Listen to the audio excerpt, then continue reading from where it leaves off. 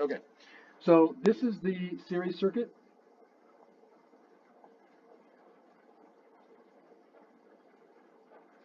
And what series means is one path, meaning that the current is not allowed to be able to transfer from one place to another or from one path to another. It all has to stay together all the time. So in this system, this is a system that is literally going up and down. So if we move in this direction, we are moving upward, and we move in the other direction, we're moving downward. So the way the water system has to work is that you have to have something that can provide energy to this water system. So this is what human beings did. They said, like, well, we don't always have a river. There's not always a river available. But if we could dig a well, we could get some water out. And then if we could build some kind of system where we could take the water and move it up to a higher elevation, then we could let the water go down and it would turn the water wheel for us. Now that could be human labor, which was done a lot in the past historically. Fortunately, we don't really do that anymore. Also animals. Animals can pull huge amounts of water up, dump them into a large tank, and then they let that tank run through, and then it grinds, and it basically does all this mechanical work for them. Um, Now, obviously, today the way the pumps work is they use electricity. So we take an electric pump. I have electric pumps in my house. In fact, this is exactly how my sump pump works.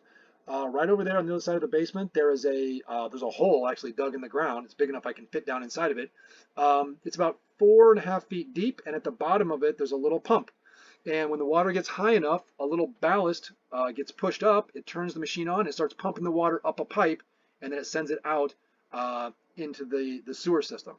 So that pump adds energy, right? It works against gravity to give this guy some energy so that that water is now at a higher elevation. And if I wanted to, I could try to do some work with that. Now, I just get rid of that water because I don't want it to flood my house. But once that water has been given elevation, it has voltage. And let me just remind you the difference between voltage and potential energy. They're almost the same thing. They are almost the same thing. Voltage and potential energy are almost the same thing.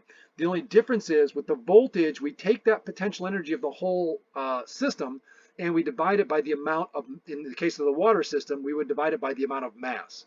But in the case of the electrical system, we divide it by the amount of the charge because the charge is what's carrying the energy. So what electrical potential is, as opposed to potential energy is, electric potential is how much energy would one unit of that mass or that charge have. So instead of saying that we have like 500 joules, we say no, we have 500 joules for every 1 kilogram of water that passes through. We can extract 500 joules. Or if we're talking about an electrical system, I'd say for every coulomb of charge that passes through, I'll be able to get 500 joules out. That's better than the total energy because now I can figure out how much energy all the time by just figuring out how much charge I had. As long as I know how much charge I had, then I'll be able to calculate using the voltage how much energy was available in that system. So there are places in the water system where there's no change in the electrical potential. But if we start over here on the left, the water is flowing through the system. The water down here at the bottom has no gravitational potential energy. So essentially, the voltage has gone down to zero. There is no potential energy in those kilograms of water that are passing through the bottom. But then the pump comes here and it forces them up the pipe, and that work that the pump does adds energy to them. And when they get up to the top of the system up here, they've got a lot of energy. Every kilogram of water has quite a bit of energy, and it's all based on that height, how high I lift it. The higher I lift it, the more gravitational potential I have. The more water I lift up, the more gravitational potential I have. So remember, the current is a combination of how much charge is moving and how fast it's moving. But at this point right here, as I move along here, nothing is happening to the potential. So I'm not going to put numbers on this. I don't want to clutter this picture up. But let's say, for example, this was 100 volts. So it added 100 joules for every kilogram of water that rose up to the top. Okay, so down here, the voltage was 0. But when I get up here at the top, the voltage is now 100. Now, as I move along the top here, it's 100, 100. Nothing's happening, right? I haven't lost anything yet because nobody's moved downward yet. And when I get to this point right here, it is still 100. But when I get down to the bottom, it's going to be back down to 0 because there will be no more gravitational potential energy available. Now, the way that the series circuit would do it is it would say, well, since we only have one path, we're just going to have to put all these water wheels like right in the path. And the water's going to have to go through them one by one. So the water that comes through here and is at 100 volts right here as it drops down, it's going to lose some. Let's just assume that it loses exactly 1/3. So that means that by the time the water gets down here and it exits through this water wheel will extract 33 joules for every for every kilogram of water that passes through it. So if I started at 100 volts here, by the time I exited this water wheel, I've extracted 1/3 of the energy in this case, and therefore I'm down to 67 volts on the lower side right here. Now the water continues on to the next water wheel where it's going to deposit that next little bit of energy, and it's going to deposit all the energy that corresponds to the height difference right here. And if we assume again that these are equal thirds, then that means that this guy will pull out another 33 joules worth of energy, and that means that the water that goes on still has another 33 joules. We've used 2/3 of the energy, but there's still a little bit of energy in them. And where's that energy coming from? The gravitational field. It's coming from the gravitational field, right? Just like when we drop something, we say potential turns into kinetic. It's the gravitational field is continuing to drive the water down to the next wheel where we're going to extract the remaining water. Oh, I'm so sorry.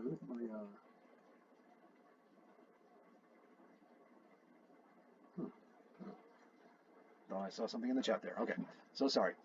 Um, and so here's the upshot of the whole thing.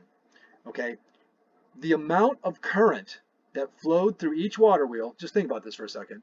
The amount of current that flowed through the water wheel, didn't it have to be the same for every water wheel? I mean, if 100 gallons went through per second right here, didn't 100 gallons have to go through right here? Because if 100 went through here and only, let's say, 90 went through here, well, then where did the other 10 go? There's no other path. There's no parking lot off to the side. There's no place to hide.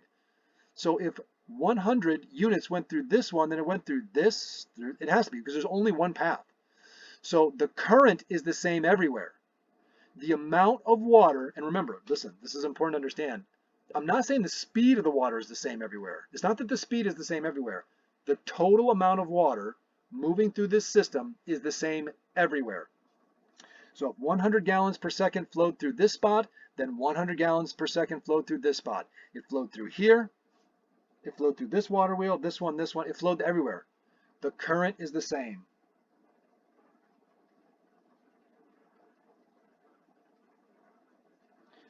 Okay, but what about the voltage?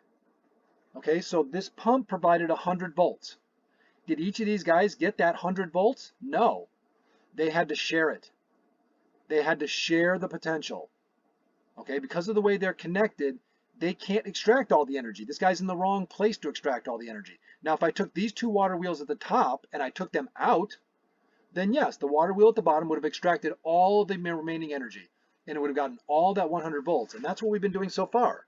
We've had circuits with just one source and one thing that was using that source. So of course, the source provided the energy, and the light bulb or whatever we had it connected to used up all of the energy, right? And it has to be like that. And I just want to stress, this is so important that you can explain, why does this have to be true? Why does the current have to be the same everywhere?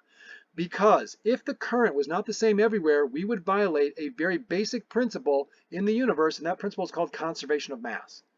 We would have mass that somehow disappeared from the system and was no longer being accounted for, and that is obviously going to cause problems. So we cannot have missing mass. The mass that passed through the first water wheel, it had to go through the second one because there was just no other place to go. Now, what about the voltage? They shared the voltage, right? Because each of them can only extract that little bit of height that they had prior to them, because effectively that water was brought to a stop after the first water wheel, and now it goes down to the next water wheel, and it only has whatever energy it has in that fall, and that's it. So in the electrical circuits, we're going to see the same thing, where the battery provides the energy, and then the three different things, or the two different things, or however many different things we have connected in that circuit, they are going to have to share the energy. Nobody's going to get all the energy, but everybody gets the current. Okay, and that aspect is going to be exactly the opposite in the parallel circuit. So let me just add one more thing here. Same current.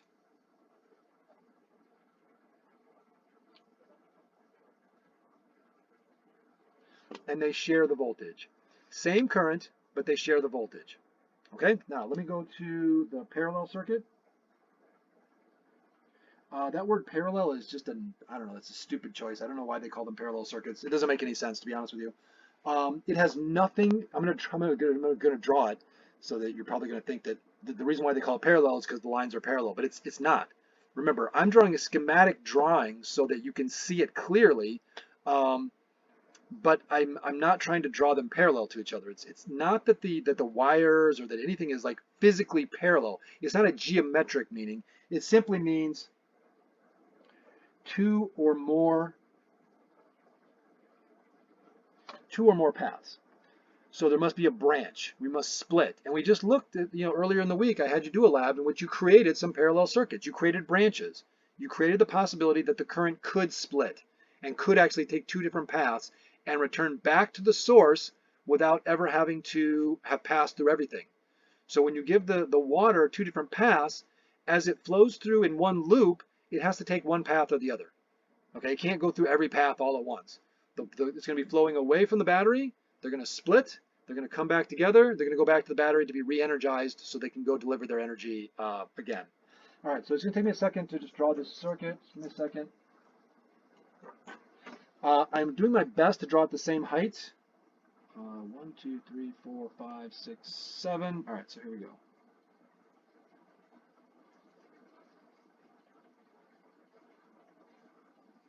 One, two, three, 4, 5, 6.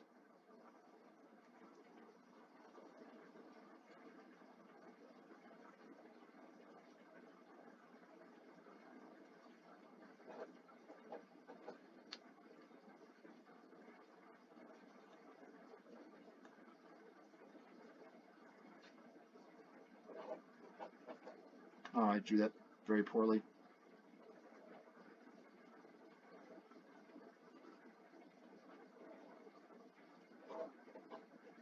I didn't mean to make this go. Oh, you can't even see what I'm doing anyways. So sorry. I didn't mean to draw that. I drew this one too low. I don't know. That was really, really terrible. I should have drawn it up just a little bit higher, just above here. But essentially, I have the same three water wheels, but now they are connected in a different way. I don't know why I drew that one.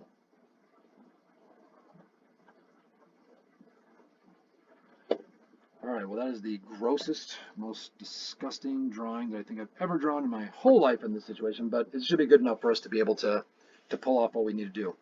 Okay, the system basically works the same way. All the energy gain is over here.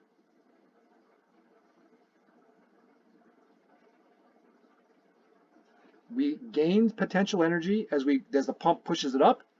Once we get up to the top here, we hold on to that energy. We don't lose anything. As long as we don't move downward, we don't lose anything. But there comes a point where we have to make a decision. And that decision is, do we continue on, or do we branch off and head towards the first water wheel? So some water will be diverted. Oh, stupid monitor. Some of the water will be diverted to the first water wheel, but a good portion of the water will continue on where it will have to make another decision. And some water will go to the second water wheel, and then whatever remains has no other choice but to follow that last path and head down to the final water wheel. So what's different about this system? Well, first of all, the current's not the same everywhere. The current is splitting up. Now, it could coincidentally be the same. If these are three identical resistors, then yes, there will be equal amounts of water will go through each of the water wheels. But if one of these resistors is stronger than the other one, it will prevent water from flowing down there, and more water will flow to the easier path, right? We've already talked about this, right? Water does exactly what teenagers do, follows the path of least resistance. So if there's an easier path to take, then of course the water is going to take that path, and there'll be less of the water will go down the more difficult path. So the current is not the same everywhere, but if you notice, so there's essentially three currents. There's a current in the first water wheel, there's a current in the second water wheel, and then there's a current in the third water wheel. But eventually, all these currents come down along the bottom after they've lost all their energy, and they rejoin back together before they head to the pump. Okay, so the current is shared now. The current, as it flows around through the path, must choose one of the paths and then return back to the battery. So that is to say that once you go down the first path, you're not going to be able to go back this way. And the reason you can't go back this way is because the electric field is going in the wrong direction. The electric field is going to make the electrons go, or make the charges move in this direction. So they can't go backwards against that field. And so the current is shared. So share. They're going to share the current. So let's say maybe there's like 20 amps, and maybe the first path gets like 10, and the next path gets like 7, and the next path gets like 3, and that all adds up to 20. So again, why must that be true? Why did the current have to be shared? Because if you did not do that, it would violate conservation of mass. We'd have missing mass. Somehow there would be mass that left the pump, but then it never returned. Or somehow magically new water appeared that wasn't even in the system before. So the current must be shared. Everything must be accounted for because otherwise it would violate conservation of mass. Okay, but what about the voltage? They all have the same voltage. Look at the picture. Don't they have the same drop? Isn't whatever water goes down here, isn't it going to deposit all of its energy? I mean, up here, whatever water is here has all of its energy. But by the time it goes through this water wheel, it will have lost all of its energy, and it will have been transformed by this water wheel into some other form of energy, and then the water goes back without having any of that potential energy anymore. It needs to be re-energized by the pump, and it will, but it can't do anything else until it goes back to the pump to be re-energized and sent back up. So this is exactly the opposite of the series circuit. So let's just repeat again, real quickly. I'm going to show the picture again. The current is the same because there's only one path. Now, to be honest with you, that's not enough to explain it. Just because there's one path doesn't mean the current has to be the same. It would violate a physical principle, and that physical principle is that it would violate conservation of mass. We would have somehow mass that was not accounted for. Now, the voltage, on the other hand, the pump raised the water up, giving it all of its voltage, but each of these guys only had a little bit of that height.